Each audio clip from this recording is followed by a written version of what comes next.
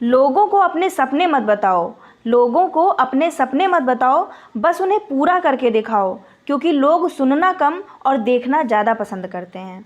नमस्कार मेरे प्यारे साथियों, स्वागत है एक बार फिर से आपके अपने चैनल हिंदी ओशन में। जैसा कि आपको पता है, चैनल के माध्यम से हम एनटीए, यूजीसी नेट, जेआरएफ की तैयारी कर रहे हैं हिंदी साहित्य से। यदि आप इस चैनल पर पहली बार आ रहे हैं तो इस चैनल को सब्सक्राइब करें और वीडियो अच्छा लगे तो लाइक एंड शेयर जरूर कीजिए। तो चलिए शुरू करते हैं। आज हमारा डे 8 होगा और हम लोग इसमें संपूर्ण भक्तिकाल के क्वेश्चन, बहुत ही महत्वपूर्ण क्वेश्चन करेंगे।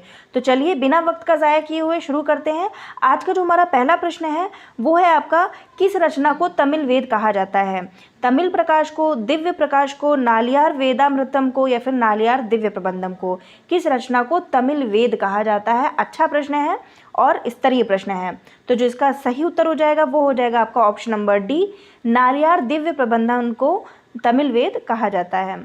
प्रश्न नंबर 2, निम्नलिखित आचार्यों का वरिष्ठता क्रम क्या है? मतलब जो सबसे बड़े आचार्य हैं, फिर उसके बाद में सबसे छोटे आचार्य हैं, वरिष्ठ में आपको बताना है कि सबसे वरिष्ठ कौन है, फिर उससे छोटा कौन है, फिर उससे छोटा और लास्ट में सबसे छोटा कौन है। तो माधवाचार्य हैं, रामानुजाचार्य या फिर निम्बार्काचार्य, ये 3 आचार्य के नाम दिए गए हैं। तो इसका जो सही उत्तर हो जाएगा वो हो जाएगा आपका ऑप्शन नंबर बी, सबसे पहले रामानुजाचार्य, फिर माधवाचार्य, उसके बाद में निम्बार्काचार्य। आगे बढ़ते हैं। प्रश्न नंबर आपका आता है 3, भेदाभेदवाद किस दर्शन को कहा जाता है?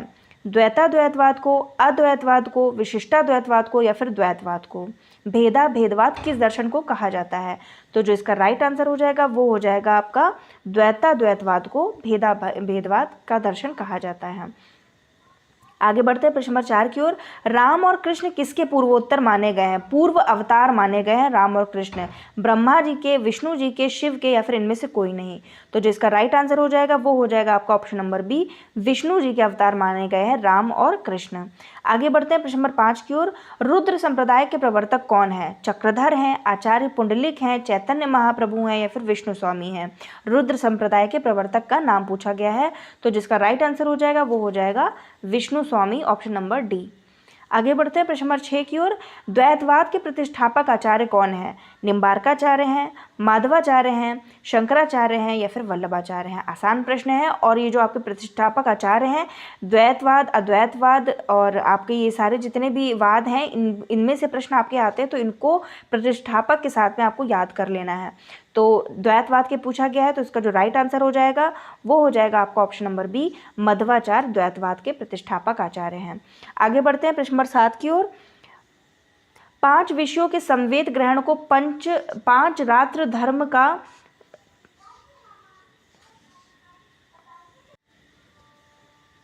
पांच विषयों के संवेद ग्रहण को 5 रात्र धर्म कहते हैं। ये 5 विषय क्या हैं?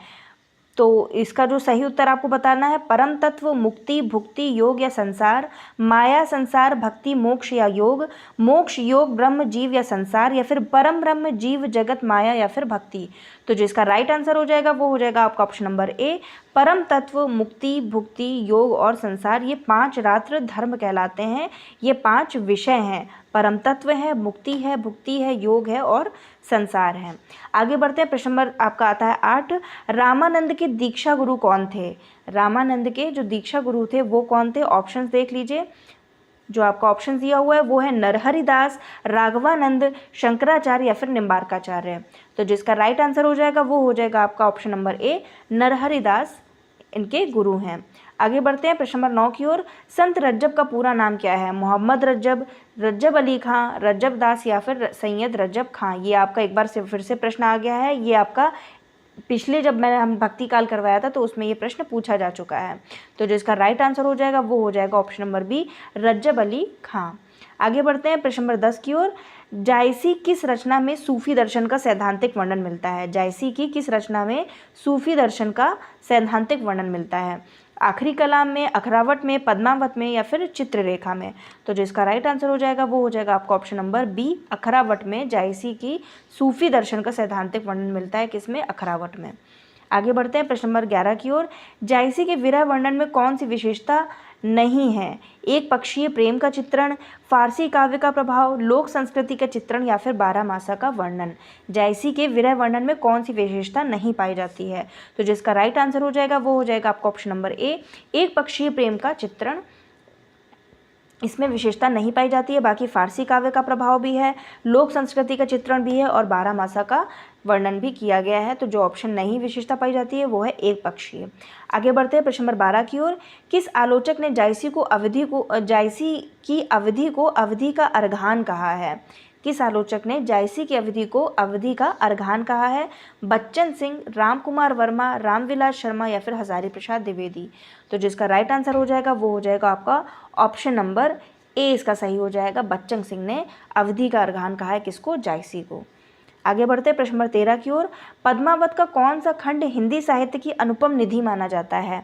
पद्मावती वियोग खंड माना जाता है, सिंहल द्वीप वर्णन खंड माना जाता है, नागमती वियोग खंड या फिर रत्नसेन विदाई खंड? कौन सा हिंदी साहित्य की अनुपम निधि माना जाता है? कौन सा खंड पद्मावत का? तो इसका जो राइट आंसर हो जाएगा वो हो जाएगा नागमती वियोग खंड। या आपने अगर एमए हिंदी लिया होगा तो उसमें आपने पढ़ा होगा नागमती वियोग खंड को। आगे बढ़ते हैं प्रश्न नंबर 14 की ओर। निर्गुण संत कवियों में सबसे पढ़े लिखे व शास्त्रज्ञ संत कौन थे? तो नानक देव थे, सुंदरदास थे, दादू थे या फिर रज्जब थे? इसका उत्तर आपको बताना है कि निर्गुण संत कवियों में सबसे पढ़े लिखे जो आचार्य हैं वो कौन थे। तो जो इसका राइट आंसर हो जाएगा वो हो जाएगा आपका ऑप्शन नंबर बा, इसका सही हो जाएगा सुंदरदास। आगे बढ़ते हैं प्रश्न नंबर 15 की ओर। संत कवियों के संदर्भ में कौन सा कथन असत्य, इसमें बताना है आपको। लगभग सभी कवि पिछड़े वर्ग से थे, उन्होंने भक्ति साधना के साथ कर्म को भी महत्व दिया।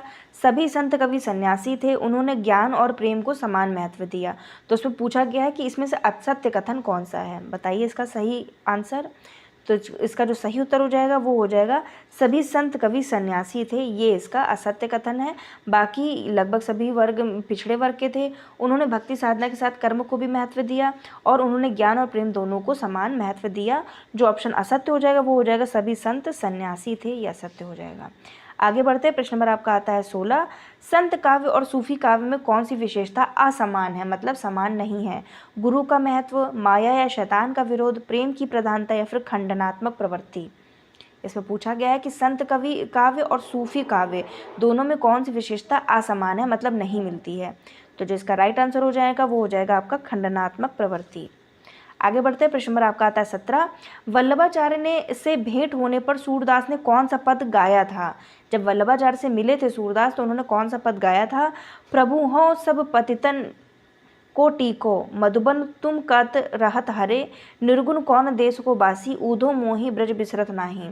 तो इसका जो राइट आंसर हो जाएगा वो हो जाएगा आपका ऑप्शन नंबर ए, प्रभु हो सब पतितन को टीको। आगे बढ़ते हैं प्रश्न नंबर 18 की ओर। कृष्ण भक्ति काव्य में वर्णित भ्रमर गीत का मुख्य प्रतिपाद्य क्या है?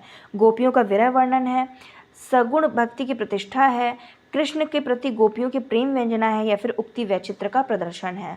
पूछा गया है कि कृष्ण भक्त काव्य में वर्णित भ्रमर गीत का मुख्य प्रतिपाद्य अर्थात उसका जो कथा वस्तु एक तरीके से पूछी गई कि उसका जो मेन तत्व है वो क्या है। तो जिसका सही उत्तर हो जाएगा वो हो जाएगा आपका ऑप्शन नंबर बी, सगुण भक्ति की प्रतिष्ठा इसमें मिलती है। आगे बढ़ते हैं प्रश्न नंबर 19 की ओर।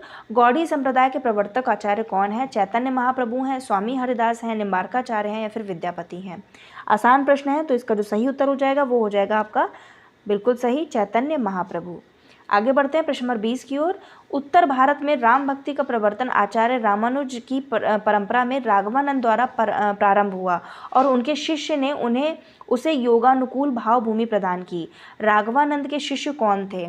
तो डायरेक्ट ना पूछ के इनडायरेक्टली आपसे पूछा है, इतना बड़ा आपको पढ़ाने के लिए कि इसमें पूछा है, लास्ट का ही बस क्वेश्चन है कि राघवानंद के शिष्य कौन थे? अग्रदास थे, रामानंद थे, तुलसीदास थे या फिर स्वामी हरिदास थे? तो इसका जो राइट आंसर हो जाएगा वो हो जाएगा आपका option number B, Ramanand Raghavanand के शिष्य थे। प्रश्न नंबर 21। किस आलोचक ने तुलसीदास को बुद्ध देव के बाद सबसे बड़ा लोकनायक कहा है? रामचंद्र शुक्ल ने, फादर कामिक बुल्के ने, हजारी प्रसाद द्विवेदी ने या फिर जॉर्ज ग्रियर्सन ने?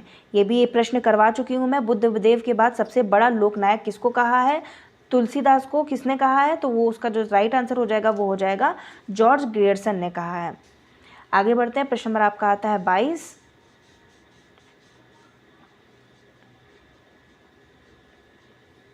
कवितावली का मुख्य छंद पूछा गया है कौन सा है, दोहा चौपाई है, दोहा कवित्त है, कुंडलियाँ हैं या फिर कवित्त सवैया है। तो जो इसका राइट आंसर हो जाएगा वो हो जाएगा आपका ऑप्शन नंबर डी, कवित्त सवैया। आगे बढ़ते हैं प्रश्न नंबर 23 की ओर। तुलसीदास की किस रचना को मृत्यु पीड़ा की चीख कहा गया है? बहुत ही शानदार प्रश्न है। मृत्यु पीड़ा की चीख तुलसीदास की किस रचना को कहा गया है? रामाज्ञा प्रश्नावली को, रामचरितमानस को, हनुमान बाहु को या फिर विनय पत्रिका को। तो जो इसका राइट आंसर हो जाएगा वो हो जाएगा हनुमान बाहु को। और इसका एक प्रश्न और बन चुका है कि बीमारी को लेकर के जब उन्होंने तुलसीदास ने रचना की थी तो वो कौन सी रचना थी? तो वो हनुमान बाहुक है। और नया प्रश्न बन के आया है कि मृत्यु पीड़ा की चीख किसको कहा गया है? तो हनुमान बाहुक इसका राइट आंसर हो जाएगा। आगे बढ़ते हैं प्रश्न नंबर 24 की ओर। रामचरितमानस में प्रत्येक कांड का आरंभ किससे किया गया है? गुरु वंदना से, संत वंदना से, कवि वंदना से या फिर मंगलाचरण से। तो जिसका राइट आंसर हो जाएगा वो हो जाएगा आपका ऑप्शन नंबर डी, मंगलाचरण से रामचरितमानस के प्रत्येक कांड का आरंभ किया गया है। आगे बढ़ते हैं प्रश्न नंबर आपका आता है 25। तुलसीदास की अंतिम रचना कौन सी है? हनुमान बाहुक है, विनय पत्रिका है, रामचरितमानस है या फिर गीतावली है। अच्छा प्रश्न है। तो जो इसका राइट आंसर हो जाएगा वो हो जाएगा आपका ऑप्शन नंबर ए सही हो जाएगा। हनुमान बाहुक तुलसीदास की अंतिम रचना मानी जाती है। प्रश्न नंबर 26। तुलसीदास की किस रचना पर कालिदास के कुमार संभव का विशेष प्रभाव दिखाई पड़ता है? ऑप्शंस दिए हुए हैं पार्वती मंगल, जानकी मंगल, कवितावली या फिर गीतावली। तो जो इसका राइट आंसर हो जाएगा वो हो जाएगा आपका ऑप्शन नंबर ए सही हो जाएगा, पार्वती मंगल। प्रश्न नंबर 27। तुलसीदास की कौन सी रचना गीति काव्य के अंतर्गत नहीं आती है? गीतावली, कृष्ण गीतावली, कवितावली या फिर विनय पत्रिका। पूछा गया है कि कौन सी रचना गीति काव्य के अंतर्गत नहीं शामिल है। तो जिसका राइट आंसर हो जाएगा वो हो जाएगा आपका ऑप्शन नंबर सा सही हो जाएगा, सी कवितावली। आपको नाम से भ्रम में हो सकता है कवितावली, इसमें कवि नाम ही कविता है और गीत काव्य नहीं है। हाँ बिल्कुल सही, कृष्ण गीतावली में है, विनय पत्रिका में है, गीतावली में, लेकिन जो तुलसीदास की रचना गीत काव्य के अंतर्गत नहीं आती वो हो जाएगी कवितावली। आगे बढ़ते हैं प्रश्न नंबर आपका आता है 28। जानकी मंगल और पार्वती मंगल का काव्य रूप क्या है? ये दोनों महाकाव्य हैं, खंड काव्य हैं, मुक्तक काव्य हैं या फिर गीति काव्य हैं। अच्छा प्रश्न है, स्तरीय प्रश्न है। आपको बताना है कि जानकी मंगल और पार्वती मंगल का काव्य किस रूप में आता है। तो जिसका राइट आंसर हो जाएगा वो हो जाएगा आपका खंड काव्य। Option number B is right. आगे बढ़ते हैं प्रश्न नंबर 29 की ओर। तुलसी ने अपने अभावग्रस्त बचपन का उल्लेख किस रचना में किया है? रामचरितमानस में, कवितावली में, रामाज्ञा प्रश्न में या फिर दोहावली में। तो जो इसका राइट आंसर हो जाएगा वो हो जाएगा आपका ऑप्शन नंबर बी, कवितावली में तुलसी ने अपने अभावग्रस्त बचपन का उल्लेख किया है। प्रश्न नंबर 30। रामचंद्रिका का रचना काल क्या है? 1591 ईस्वी, 1600 ईस्वी, 1601 ईस्वी या फिर 1607 ईस्वी। अच्छा प्रश्न है। तो रामचंद्रिका का जो रचना काल है वो है आपका ऑप्शन नंबर सी, सन 1601 ईस्वी में रामचंद्रिका की रचना की गई थी। आगे बढ़ते हैं प्रश्न नंबर आपका आता है 31। रामचंद्रिका में कुल कितने प्रकाश या फिर अनुच्छेद हैं?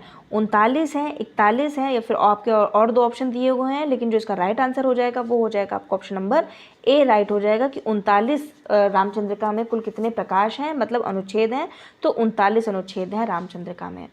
आगे बढ़ते हैं प्रश्न नंबर आपका आता है 32। अकबर के दरबार में सम्मानित संगीतज्ञ तानसेन किस संप्रदाय से जुड़े हुए थे? वल्लभ संप्रदाय से, रसिक संप्रदाय से, ब्रह्म संप्रदाय से या फिर रुद्र संप्रदाय से।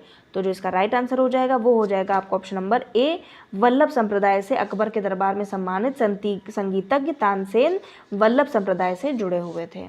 आगे बढ़ते हैं प्रश्न नंबर 33। रहीम का ज्योतिष ग्रंथ निम्नलिखित में से कौन सा है? मदनाष्टक है, दोहावली है, बरवे नायिका भेद है या फिर खेट कौतुक जातकम है। रहीम का ज्योतिष ग्रंथ का नाम पूछा गया है। तो जिसका राइट आंसर हो जाएगा वो हो जाएगा आपका ऑप्शन नंबर डी, खेट कौतुक जातकम। आगे बढ़ते हैं प्रश्न नंबर आपका आता है 34। रहीम का समय क्या है? सन 1556 से 1627, सन 1500 से 1575, सन 1495 से 1570 या फिर सन 1580 से 1640। तो जिसका राइट आंसर हो जाएगा वो हो जाएगा आपका ऑप्शन नंबर ए सही हो जाएगा। सन 1556 से लेकर 1627 रहीम का जन्म समय और मृत्यु काल है। आगे बढ़ते हैं प्रश्न नंबर 35। नूरजहां ने कुपित होकर किस कवि को हाथी से कुचलवा कर मरवा दिया था? बहुत ही अच्छा प्रश्न है। रहीम को, गंग को, कबीर को या फिर इनमें से कोई नहीं। नूरजहां ने कुपित होकर मतलब गुस्से में, क्रोध में आकर किस कवि को हाथी से कुचलवा दिया था? तो जिसका राइट आंसर हो जाएगा वो हो जाएगा कवि गंग को।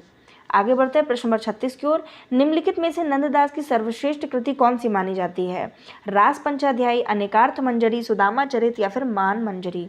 बहुत अच्छा प्रश्न है कि नंददास की जो रचनाएं हैं, ये चारों रचनाएं नंददास की हैं, इनमें से जो श्रेष्ठ रचना है वो कौन सी है? तो इसका जो राइट आंसर हो जाएगा वो हो जाएगा आपका ऑप्शन नंबर, आप बताइए क्या हो जाएगा। इसमें आपको मैं हिंट देती हूँ कि इसमें जो नंददास जी हैं, इनको और कवि गढ़िया नंददास जड़िया की उपाधि दी गई है इसी रचना के माध्यम से। तो इसका जो सही उत्तर हो जाएगा वो हो जाएगा आपका रास पंचाध्यायी। आगे बढ़ते हैं प्रश्न नंबर आपका 37। अपने पौरुष से हताश जाति के लिए भगवान की शक्ति और करुणा की ओर ध्यान ले जाने के अतिरिक्त दूसरा मार्ग ही क्या था? बहुत ही अच्छा ये कोटेशन है और ये कोटेशन बहुत ही बार पूछा जा चुका है। तो ये किसका कोटेशन है? रामविलास शर्मा का, रामचंद्र शुक्ल का, हजारी प्रसाद द्विवेदी का या फिर नंदलाल वाजपेयी का? तो इसका जो राइट आंसर हो जाएगा वो और कोई नहीं, रामचंद्र शुक्ल जी का हो जाएगा ये कथन। उनकी जो पुस्तक आई थी हिंदी साहित्य का इतिहास सन 1929, उसमें ये साफ साफ लिखा हुआ है कि अपने पौरुष से हताश जाति के लिए भगवान की शक्ति और करुणा की ओर ध्यान ले जाने के अतिरिक्त तो दूसरा मार्ग ही क्या था। बल्कि हजारी प्रसाद द्विवेदी ने कहा था कि भक्ति भावना का जो उदय हुआ है वो स्वतः ही हुआ है। अगर ये भगवान की ओर ये शक्ति का करना ना ही आई होती तो भी वो भक्ति का स्वरूप वैसा ही आना होता जैसे आज आया हुआ है। आगे बढ़ते हैं प्रश्न नंबर 38 की ओर। किसने कबीर को रेडिकल सुधारक कहा है? रेडिकल सुधारक की उपाधि कबीर को किसने दी है? नामवर सिंह ने, बच्चन सिंह ने, रामविलास शर्मा ने या फिर मैनेजर पांडे ने? तो जिसका राइट आंसर हो जाएगा वो हो जाएगा आपका ऑप्शन नंबर बी सही हो जाएगा। बच्चन सिंह ने रेडिकल सुधारक कहा है कबीर को। आगे बढ़ते हैं प्रश्न नंबर 39। सूरा सो पहचानिए लरे दीन के हेत, पुरजा पुरजा कटी मरे कबहू न छाड़े खेत? यह दोहा किस कवि का है? कबीर का, सूरदास का, नानक देव का या फिर घनानंद का? तो जो इसका राइट आंसर हो जाएगा वो हो जाएगा कबीरदास। सूरा सो पहचानिए लरे दीन के हेत, पुरजा पुरजा कटी मरे कबहू न छाड़े खेत, ये कबीर का दोहा है। आगे बढ़ते हैं प्रश्न नंबर 40 की ओर। साखी सबदी दोहरा कही, कहिनी उपखान, भगति निरूपही, भगत कली, निंदही वेद पुराण? तो ये जो आपसे पूछा गया है ये किसका पूछा गया है? इसके ऑप्शंस देख लेते हैं, क्या क्या ऑप्शंस दिए गए हैं। यह किस कवि की पंक्तियां हैं पूछा गया है? रैदास की, तुलसीदास की, कबीर की या फिर नानक की? तो जिसका राइट आंसर हो जाएगा वो हो जाएगा आपका ऑप्शन नंबर बी, तुलसीदास। आगे बढ़ते हैं प्रश्न नंबर आपका आता है 41। प्रभु जी तुम चंदन हम पानी शीर्षक पद किसका है? बहुत ही फेमस कोट है ये। कबीर का, मीराबाई का, दादू का या रैदास का? तो जिसका राइट आंसर हो जाएगा वो हो जाएगा रैदास या अर्थात रविदास। आगे बढ़ते हैं प्रश्न नंबर 42 की ओर।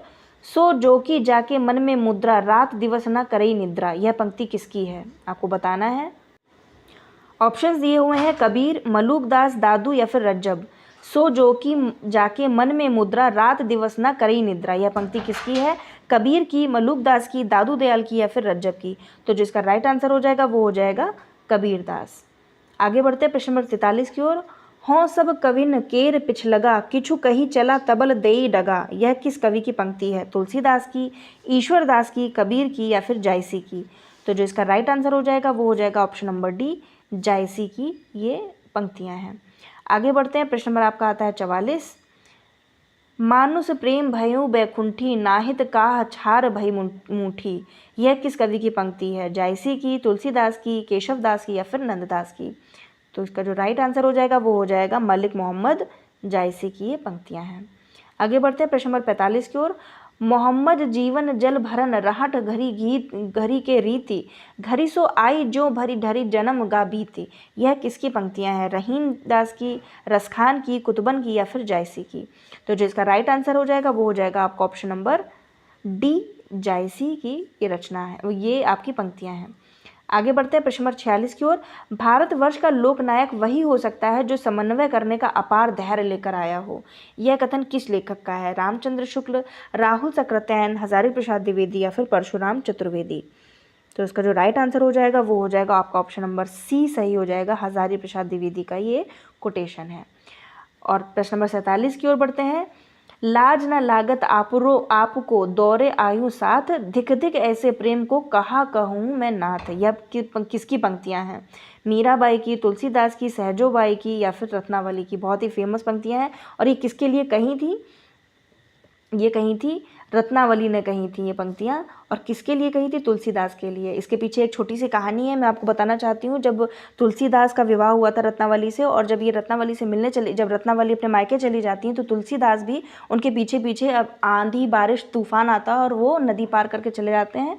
तो होता है कि जब मायके में रहती हैं स्त्रियाँ तो उनके जो साथ में जो लोग होते हैं वो मजाक बनाने लगते हैं। तब उन्होंने अपने पति से ये बात कही थी कि लाज न लागत आपको दौरे आयु साथ, धिक धिक ऐसे प्रेम को कहा कहूँ मैं नाथ। तब उन्होंने ये पंक्तियाँ कही थी। आगे बढ़ते हैं। प्रश्न नंबर आपका आता है 48। इसका स्वरूप तो प्रबंध काव्य का सा है, परंतु कथा का प्रभाव प्रबंध काव्य के अनुरूप नहीं हुआ।